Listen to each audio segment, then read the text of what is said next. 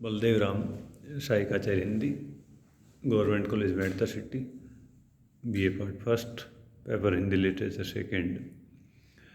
अपन अध्ययन कर रहे थे भक्ति काल के अंतर्गत अपन निर्गुण जो शाखा है, निर्गुण शाखा की ज्ञान मार्गी और संत मार्गी जो शाखा है उसके बारे में अपन अध्ययन किया।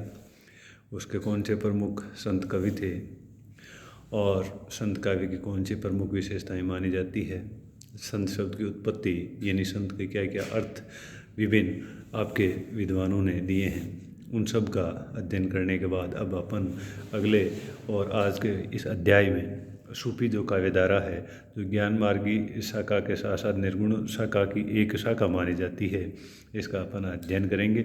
इस शाखा के प्रतिनिधि कवि के रूप में मलिक मोहम्मद जायसी को माना जाता है। स्पष्ट है जैसे ज्ञान मार्ग की शाखा में ज्ञान के द्वारा परमात्मा को प्राप्त करने पर बल दिया गया है, वैसे ही सूफी काव्यधारा में प्रेम तत्व की प्रधानता है। और जो ये प्रेम है स्वच्छंद प्रेम है और भारतीय जो दाम्पत्य प्रेम है उससे ये बिल्कुल हट कर के है और ये स्वच्छंदता और आपके मर्यादा का पालन करने वाला ये प्रेम नहीं है। तो आज इसकी जो वैचारिक पृष्ठभूमि है सूफी काव्यधारा की, उसके बारे में आज अपन अध्ययन करेंगे। भक्ति काल की निर्गुण धारा के अंतर्गत संत काव्य एवं सूफी काव्य नामक दो शाखाएं मानी जाती है, जो आपके आचार्य रामचंद्र शुक्ल ने जो हिंदी साहित्य के इतिहास लिखा उसमें उन्होंने इसका वर्गीकरण भी किया है। सूफी काव्य के लिए प्रचलित कुछ अन्य नाम हैं: प्रेम मार्गी, रोमांसिक कथा काव्य परंपरा, प्रेमाख्यानक काव्य परंपरा, आपके प्रेमाश्रयी, ये भी नाम इसके लिए लिए जाते हैं। स्पष्ट ही इस शाखा में प्रेम तत्व की प्रधानता परिलक्षित होती है। सूफी काव्य में उपलब्ध जो प्रेम है या प्रेम भावना है, भारतीय प्रेम भावना या भारतीय प्रेम से कुछ हट कर के है। ये स्वच्छंद प्रेम है जिसे अंग्रेजी में रोमांस के नाम से जाना जाता है।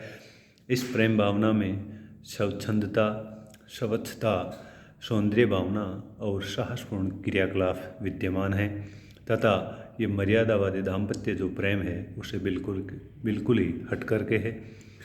स्वच्छंद प्रेम समाज के मान्यताओं को स्वीकार नहीं करता है।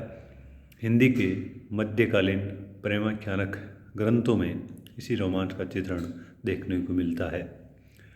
आचार्य रामचंद्र शुक्ल ने इन प्रेमाख्यानकों पर फारसी की जो मसनवी शैली है उसका प्रभाव माना है। हालांकि इसका हजारी प्रसाद द्विवेदी ने बिल्कुल भी खंडन किया था, क्योंकि इस प्रकार का जो प्रेम है भारतीय जो आपके है इसमें लंबे समय से इस प्रकार का प्रेम है वो देखने को मिलता है। तो उन्होंने बिल्कुल ही इस चीज़ का सिरे से आपके खंडन किया है कि मतलब फारसी की मसनवी शैली से ही ये सूफी काव्यधारा प्रभावित है या उसी की देन मानी जाती है। हालांकि आचार्य रामचंद्र शुक्ल का यह महानना है, किंतु हमें यह भी स्मरण रखना चाहिए कि इस प्रकार का प्रेम चित्रण भारतीय परंपरा में भी प्रचुरता से यानी बहुतायत रूप से उपलब्ध होता है। ऋग्वेद में उर्वशी पुरूरवा का आख्यान, महाभारत का नल दमयंती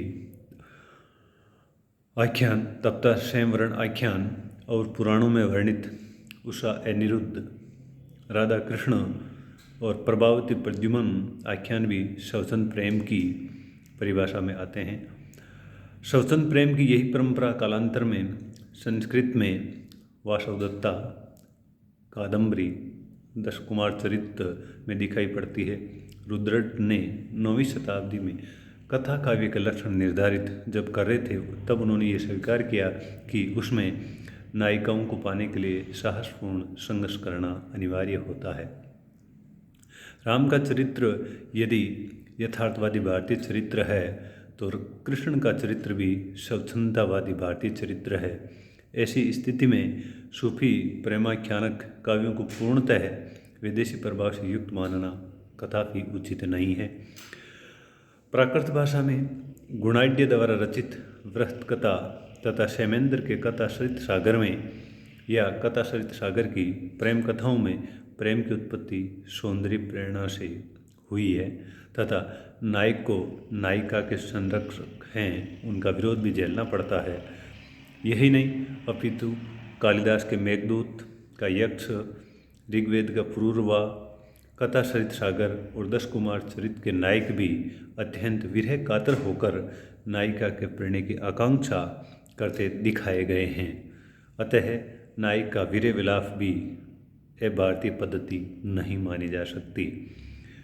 फारसी मसनवियों में नायिका का विवाह है वो प्रतिनायक से हो जाता है और नायक आत्महत्या कर लेता है, पर भारतीय प्रेमाख्यानकों में किसी देवी शक्ति की सहायता से नायक को नायिका की प्राप्ति अवश्य ही हो जाती है। यही नहीं, इनमें हंस, शुक्को आदि पक्षियों द्वारा संदेश ले जाना, शिव पार्वती आदि के द्वारा सहायता मिलना, नायिका को पाने के लिए उसके जो संरक्षक है उनसे युद्ध करना जैसे वृत्तांत भी हैं, जो फारसी मसनवियों में न होकर भारतीय पौराणिक आख्यानों के अनुरूप ही हैं। अतः यह कहना उचित होगा कि सूफी कवियों द्वारा रचित प्रेमाख्यानक फारसी मसनवियों की शैली में न लिखे होकर भारतीय परंपरा में भी विद्यमान है या उपस्थित हैं। वस्तुतः ये प्रेमाख्यानक परंपरा महाभारत की अनेक कथाओं में उपलब्ध होती है। परिणय सपनों की पूर्ति के लिए सामाजिक मर्यादाओं का उल्लंघन, कन्याओं का हरण तथा विवाह में आर्य और अनार्य के भेद का लोप भी वेद था, यानी वो मान्य था। भीम ने असुर कन्या हिडिंबा से, अर्जुन ने नाग कन्या चित्रांगदा से और कृष्ण ने ऋक्ष कन्या जामवती से विवाह किया था। महाभारत का नल दमयंती वृत्तांत यानी वन पर्व प्रेमाख्यानक काव्य की सभी विशेषताओं को अपने अंदर समाये थे, यानी सारी की सारी विशेषताएं प्रेमाख्यानक ग्रंथों में होनी चाहिए, यानी वो सारी विशेषताएं इसमें देखने को मिलती है। और डॉक्टर नगेंद्र ने इसी को भारतीय प्रेमाख्यानकों की आधारभूमि माना है। तदनंतर यानी इसके बाद हरिवंश पुराण में वर्णित कृष्ण रुक्मिणी, प्रद्युम्न, प्रभावती और उषा अनिरुद्ध आख्यानों में भी दी गई कथानक रूढ़ियों यथा देव मंदिर में पूजा हेतु गई नायिका से नायक की गुप्त भेंट, शवपन एवं चित्र दर्शन से प्रेम उत्पन्न होना, नायक द्वारा वेश बदलकर दरबार में जाना, नायक का बंदी हो जाना, देवी सहायता से लक्ष्य प्राप्त होना आदि का उपयोग हिंदी प्रेमाख्यानकों में किया गया है। प्राकृत में रचित व्रत कथा यद्यपि मूल रूप में अनुपलब्ध है, तथापि इसकी विषय वस्तु का ज्ञान हमें इसी के आधार पर रचित व्रत कथा मंजरी और कथा सरित सागर से प्राप्त हो जाता है। व्रत कथा के नायक उदयन के पुत्र नरवान दत्त के साहस, शौर्य एवं प्रेम की कहानियाँ भी इन प्रेमाख्यानकों की आधारभूमि रही है। उक्त कथानकों में जिन प्रमुख कथा सूत्रों का प्रयोग हुआ है उसी का आधार सूफी प्रेमाख्यानकों में लिया गया है। ये कथा सूत्र इस प्रकार हैं। नायिका के नाम के अंत में वती आता है, यथा जैसे पद्मावती, मधुमती, है ना। नंबर 2, नायिका किसी द्वीप की निवासिनी होती है, यथा जैसे सिंहल द्वीप। शवपन दर्शन, चित्र दर्शन या गुण कथन से नायक और नायिका में प्रेम का उत्पन्न होना, नायक द्वारा ब्राह्मण, भिक्षु, योगी या योगी का तपस्वी वेश में नायिका की खोज हेतु निकलना, मंदिर या पुष्प वाटिका में नायक नायिका की प्रथम भेंट का होना, नायिका के जो संरक्षक है उससे नायक का युद्ध होना, किसी सिद्ध, योगी, वेताल या देवता की सहायता से नायक को नायिका की प्राप्ति होना। इस प्रकार बने हुए कथा सूत्र में घटनाओं की प्रचुरता है, भाव व्यंजना कम है, किंतु संस्कृत में रचित वासवदत्ता सुबंधु द्वारा, कादम्बरी बाणभट्ट द्वारा, 10 कुमार दंडी द्वारा में इन प्रवृत्तियों के साथ साथ भाव व्यंजना एवं अलंकृत शैली की प्रधानता है।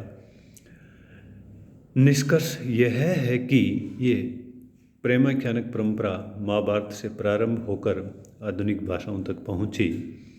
अवधी भाषा के साथ साथ बंगला भाषा में भी इस प्रकार के प्रेमाख्यानक मिलते हैं। पाश्चात्य विद्वानों बेनफी, केलर और हर्टेल ने तो यहाँ तक कहा कि भारतीय प्रेमाख्यानकों की एक शाखा सिकंदर के साथ यूनान, रोम, इटली, जर्मनी, स्पेन, इंग्लैंड तक पहुँची और इसी ने वहाँ रोमांटिसिज्म को आधारभूमि प्रदान की। इतना तो कहा ही जा सकता है कि सूफी प्रेमाख्यानक काव्य परंपरा विदेशी नहीं अपितु इसकी जड़ें भारतीय पौराणिक साहित्य में भी उपलब्ध है। तो ये जो सूफी काव्यधारा है उसकी एक प्रकार की वैचारिक जो आधार भूमि है, यानी आचार्य रामचंद्र शुक्ल आदि विद्वान ये मानते हैं कि ये फारसी की मसनवी शैली का प्रभाव या उसका अनुसरण करने वाली ये सूफी काव्यधारा रही है। लेकिन आचार्य हजारी प्रसाद द्विवेदी ने इसका सिरे से आपके खंडन करते हुए उन्होंने कहा कि इस प्रकार के आपके चित्र हैं भारतीय आपके काव्यधाराओं में भी पहले से ही उपलब्ध है और भारतीय साहित्य में पहले से भी देखने को मिलते हैं। अब अगले अध्याय में अपन सूफी शब्द की उत्पत्ति कैसे हुई उसके बारे में और प्रमुख सूफी कवि कौन हैं उनके बारे में और सूफी काव्य की जो प्रमुख प्रवृत्तियां हैं उनके बारे में अध्ययन करेंगे। धन्यवाद।